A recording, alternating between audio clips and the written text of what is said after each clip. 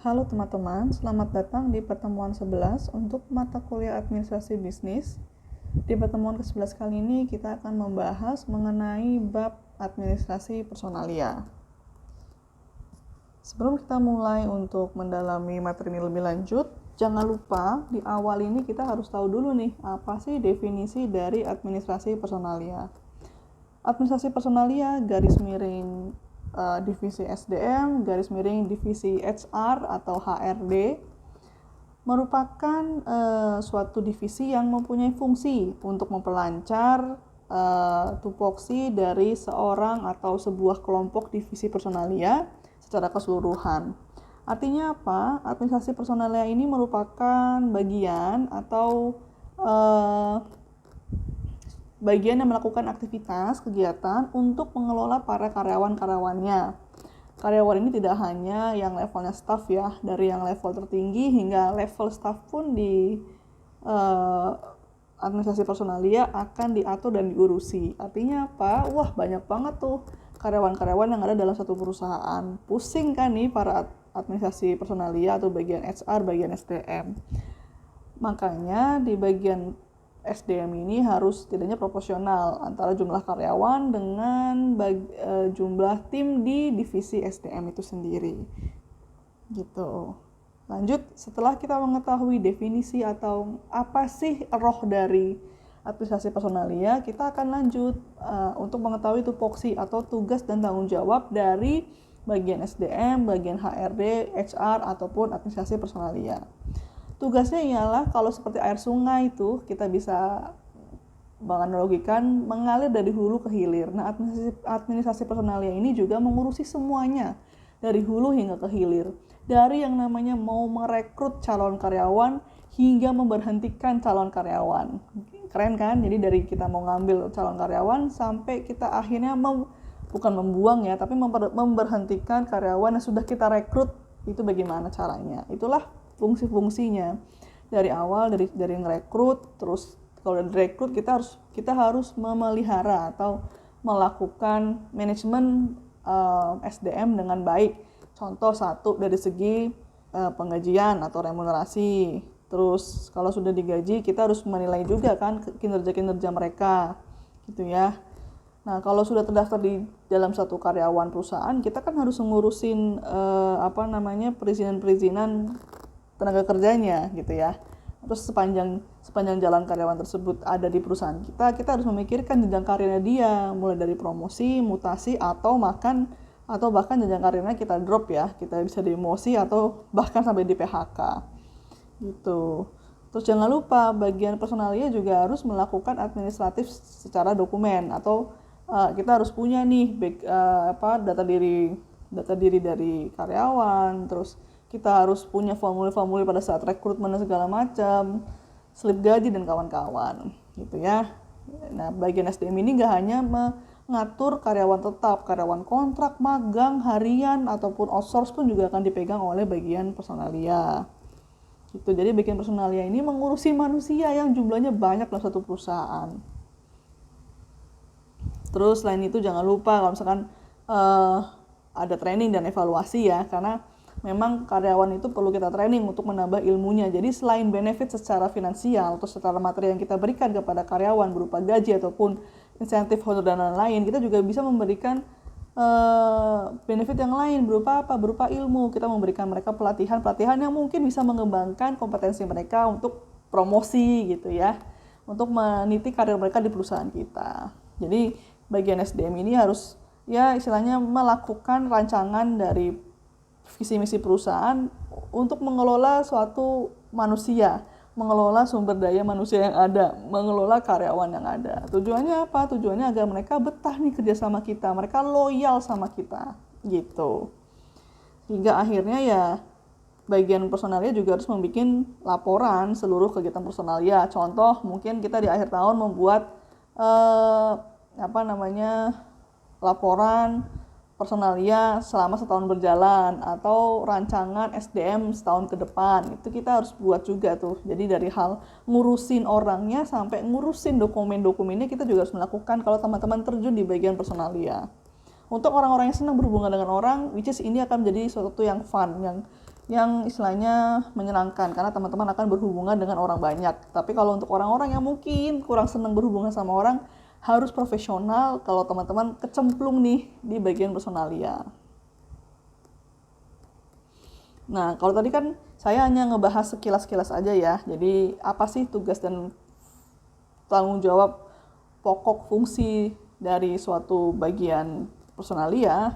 Sekarang ini kalau dari slide kita akan ngebahas satu persatu. Oh iya, saya lupa sampaikan untuk slide ini teman-teman bisa akses juga ya di mStudent. Jadi sambil mendengarkan saya, sambil juga lihat slide yang ada. Jadi tujuan saya menyampaikan ini hanya untuk menjelaskan secara verbal, karena secara tulisan sudah sangat jelas sekali dituliskan oleh teman-teman UBSI ya, bagian materi yang ada di slide ini sudah sangat lengkap. Jadi saya hanya menyampaikan secara verbal. Mungkin teman-teman yang secara mungkin gaya belajarnya agak kurang secara membaca akan lebih nyaman untuk mendengarkan orang lain gitu. Nih satu, kalau mau ngerekrut karyawan, tugas pertama ya yang secara alur tadi, merekrut para karyawan, merekrut calon-calon karyawan itu ialah tugas fungsi seorang atau yang bekerja di bagian personalia.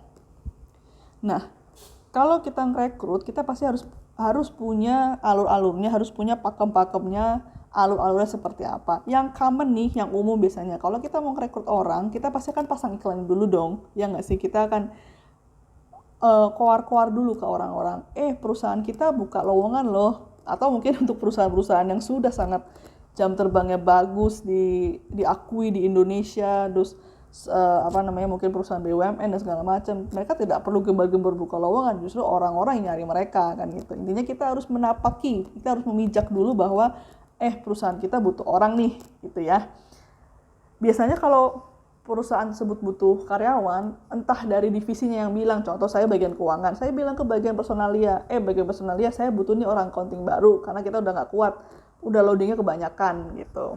Itu bisa itu seperti itu. Nanti SDM akan meninjau lagi apakah betul beban kinerja satu orang ini akan worth it untuk dibayar dengan perusahaan kita, atau memang nantinya malah justru nambah orang nggak ada kinerja juga gitu. Nah ini harus dianalisis dulu bersama-sama. Nah kalau sudah diinfokan kita buka lowongan nih, pasti kan ada rangkaian tesnya kan. Rangkaian tesnya yang harus dijalani oleh si calon karyawan.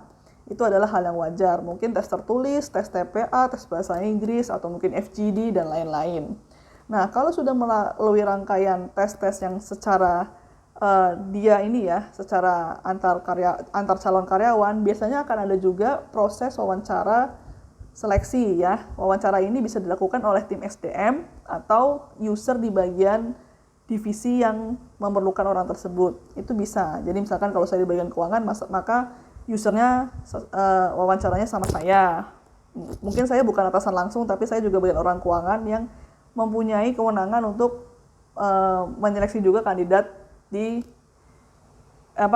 ada yang melamar ke bagian keuangan, khususnya akuntansi gitu. Nah, kalau sudah nih, jangan lupa kalau kita ngerasa dia oke nih secara tes, terus secara wawancara juga oke, jangan lupa kita harus background checking. Jangan sampai mereka, mohon maaf, mungkin punya pengalaman yang kurang baik, kriminal, atau mungkin secara penipu. Misalkan dia menuliskan di CV dia lulusan Universitas PTNA, ternyata pas dicek menelpon ke kampusnya ijazahnya bodong, palsu. Itu kan juga, nah ini makanya butuh background checking. Kenapa? Kalau background checking nggak ada, nah ini bisa jadi senjata makan tuannya perusahaan juga, karena perusahaan pasti akan dilihat dong kualitas SDM-nya seperti apa gitu. Selain background checking secara ijazah dan dokumentasi diri, kita juga bisa nih background checking dengan cara nanyain ke perusahaan sebelumnya. Karena kan kalau teman-teman misalkan nih daftar perusahaan, di bagian formulir di bawahnya tuliskan nomor referensi. Misalkan nomor referensi bos yang lama kalau sudah bekerja, atau mungkin sesama kolega, sesama teman kerja. Itu juga bisa. Tujuannya apa? Untuk background, betul nggak sih dia ini pernah bekerja di perusahaan tersebut gitu. Jangan sampai dia ngaku-ngaku pernah bekerja di perusahaan tersebut gitu. Nah, biasanya juga nih kalau sudah sampai di background checking, ada juga nih tes medical check up untuk tahu gimana sih kesehatan secara keseluruhan si orang tersebut. Contoh misalkan mungkin perusahaannya mempunyai jam kerja yang ya sampai jam 2 pagi, jam 1 pagi. Kita harus punya kandidat yang fit secara mental ataupun secara fisik. Jangan sampai ternyata dia mungkin mengalami gangguan mental atau dia ODGJ gitu ya. Secara fisik terlihat oke, tapi secara mental ternyata belum. Atau secara mental oke, tapi secara fisik mungkin ada riwayat diabetes, riwayat darah tinggi yang mungkin tidak bisa diforsir untuk bekerja di luar jam-jam kerja yang seharusnya. Jadi tidak bisa mendorong perusahaan untuk lebih kompetitif gitu. Terus ada juga wawancara atasan langsung, dan terakhir ialah keputusan apakah diterima atau tidak. Gitu ya. Ini merupakan tahapan-tahapan yang common atau bisa dilakukan oleh yang bisa dilakukan pada saat melakukan rekrutmen calon karyawan. Oke, nah tadi kalau sudah bagaimana cara merekrut, sekarang bagaimana cara menggaji orang. Tentu kalau menggaji orang kita sesuai dengan undang-undang ya, jangan sampai tidak bisa istilahnya menyalahi aturan yang ada. Intinya apa? Kalau mau melakukan penggajian harus menganut 5 prinsip. 1, sistem merit, artinya sesuai dengan jabatan. Jangan sampai yang jabatannya staff lebih tinggi daripada yang mungkin jabatannya koordinator gitu ya. Jadi sesuai dengan jabatan yang mereka emban. Terus yang kedua harus adil. Intinya sesuai dengan kalau memang dia lembur sampai malam ya kita harus bayarkan lemburnya gitu. Jangan sampai kalau misalkan dia kualifikasi S2 ya harus kita bayarkan sesuai dengan kualifikasi yang ada. Nah, terus yang ketiga ialah layak. Setidaknya bisa memenuhi kebutuhan hari-hari karyawan kita agar mereka merasa sejahtera untuk bekerja di perusahaan kita. Terus yang keempat, kompetitif. Jangan sampai perusahaan kita ini terlalu rendah, karena kalau terlalu rendah siapa juga yang mau di perusahaan kita gitu kan. Kalau kita kompetitif sama dengan perusahaan lain, wah tertarik juga nih, meskipun mungkin secara nama belum terkenal ya, perusahaan swasta belum terkenal, tapi kalau secara penggajian dia kompetitif, bukan tidak mungkin orang-orang akan beralih ke kita gitu. Yang terakhir dan paling penting ialah kita harus transparan sama calon karyawan, sama karyawan. Jangan sampai pada waktu offering atau pada saat kita menerima orang, kamu akan kita gaji 8 juta gitu ya. Ternyata pas kenyataannya di sebulan pertama dia nggak 8 juta karena mungkin ada potongan ini yang tidak dijelaskan pada saat rekrutmen tadi. Jadi nggak boleh seperti itu. Kita sebagai bagian personalia pada saat melakukan skema penggajian harus menyangkup 5 prinsip ini. Kenapa? Ya tujuannya akan balik ke perusahaan kita lagi kok. Kalau kita bukan memanjakan ya, tapi kita memanusiakan karyawan kita, mereka pasti akan lebih kerja keras dan lebih loyal sama kita. Feedback lah intinya seperti itu. Give and give, jangan cuma take give tapi give and give. Kenapa? Oh iya, karena kalau kita tidak membayarkan sesuai dengan perjanjian atau tidak sesuai dengan perundang-undangan, mereka berhak menuntut kita loh ke Kementerian Ketenagakerjaan, Depnaker. Mereka bisa menuntut kita, karena perusahaan ini nanti ujung-ujungnya apa? Perusahaan kita yang mungkin nggak boleh beroperasi lagi. Emang mau seperti itu? Kan enggak. Makanya harus dirembuk dengan baik-baik bagian personalia, kepala personalia, terus direksi-direksi untuk bisa lebih menonjolkan visi misi perusahaan yang secara skema penggajian bisa membuat karyawan loyal sama kita. Karena kalau karyawan loyal sama kita ya itu merupakan aset besar loh buat kita, karena mereka mau bekerja dalam jangka waktu yang lama, bekerja keras buat kita, tapi kita juga harus memberikan feedback kepada mereka. Gitu. Nah, tapi jangan lupa kalau kita sudah memberikan penggajian yang layak, kita juga berhak loh menilai mereka gitu. Jangan sampai kita berikan gaji yang tinggi tapi secara kinerja mereka bodong gitu. Mereka tidak menunjukkan kinerja yang baik gitu. Jangan sampai seperti itu. Intinya kita bisa mengevaluasi, kita bisa menilai pekerjaan mereka apakah sesuai dengan tupoksi, tugas pokok fungsi, apakah melenceng dari tupoksi, apakah sesuai dengan jam kerja, sesuai dengan job desk dan lain-lain. Apakah mungkin ada indikasi penipuan atau mungkin ada indikasi bahwa karyawan ini mungkin tidak suportif secara kerjanya. Nah, kita bisa melakukan penilaian gitu. Gitu ya. Nah, untuk perizinan sendiri kita menganut undang-undang yang sudah berlaku. Jadi bagian personalia harus melakukan perizinan ketenagakerjaan sesuai dengan undang-undang yang ada. Kita harus mematok itu ya. Jadi apa saja sih yang harus kita berikan kepada karyawan gitu. Nah, itu semua diatur oleh undang-undang. Apa saja border yang harus kita beritahu kepada karyawan, yang harus kita terapkan kepada karyawan, dan dokumen-dokumen apa saja yang harus kita informasikan bahwa ini merupakan karyawan kita, itu semua tertuang dalam undang-undang yang ada. Silakan teman-teman untuk lihat undang-undang yang ada ya, yang ada di sini. Oke, tadi kalau sudah kita ngerekrut, kita gaji, kita berhak nilai. Ya, kalau sudah kita nilai nih, ya kinerjanya, kita bisa melakukan hal-hal ini. Apakah promosi, mutasi, demosi, bahkan PHK. Kalau dia secara kinerja bagus, oke kita promosi, naikkan jabatannya, naikin remunerasinya, gajinya, itu boleh, itu sah. Atau mungkin dia bagus sih, tapi kita harus lihat dulu kinerjanya lagi. Kita lakukan mutasi, perpindahan misalkan dari divisi A ke divisi B, bisa juga gitu. Atau malah bahkan penurunan pangkat karena mungkin pernah terlibat skandal-skandal yang mungkin kurang etis gitu ya. Atau contoh misalkan pelecehan atau penipuan atau penggelapan. Kalau sudah seperti itu, kita bisa melakukan hal-hal yang demosi atau bahkan PHK gitu. Atau mungkin perusahaan dalam kondisi yang tidak stable secara finansial, kita bisa melakukan PHK juga gitu. Tapi dengan cara yang baik, sesuai dengan undang-undang. Harus turutin pesangonnya berapa, terus berapa lama bekerja. Nah, ini dilihat berdasarkan kontraknya, apakah dia karyawan tetap, karyawan kontrak, karyawan magang, atau harian, outsource, dan lain-lain gitu.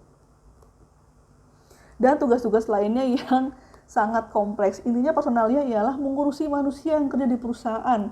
Jadi teman-teman personalia adalah manusia dan harus mengurusi manusia lainnya gitu loh. Which is ini nggak semua orang suka ya, karena take time, sangat menyita waktu, emosi, tenaga, dan pikiran. Tapi sebenarnya kalau dijalani dengan baik, namanya pekerjaan itu kita nggak boleh pilih-pilih gitu ya. Apa yang ada kita harus kerjakan. Kalau teman-teman berkecimpung di dunia personalia, ya teman-teman harus mencintai bagian itu. Karena siapa tahu berkahnya teman-teman dari situ gitu. Nah, ini ada tugas-tugas ya. Silakan teman-teman bisa screenshot terlebih dahulu untuk latihan mandiri, karena kayaknya kalau di slide untuk yang M-Student tidak ada nih tugas-tugasnya. Boleh dikerjakan untuk latihan mandiri dan didiskusikan dengan dosen pengampunya ya di kelas masing-masing. Ini soal nomor 1, silakan di screenshot. Kita lanjut ke soal nomor 2, silakan di screenshot juga. Oke, silakan nomor 3, bisa 3 dan 4, boleh difoto, boleh di screenshot, terserah. Yang penting teman-teman bisa mengerjakan. Nah, ini yang terakhir soal nomor 5. Oke, sekian dari saya yang membawakan materi untuk pertemuan ke-11 kali ini. Mohon maaf mungkin jika saya ada salah kata, terlalu cepat ngomongnya, atau secara penyampaian teman-teman tidak bisa menerima ucapan saya, tidak apa-apa, saya mohon maaf.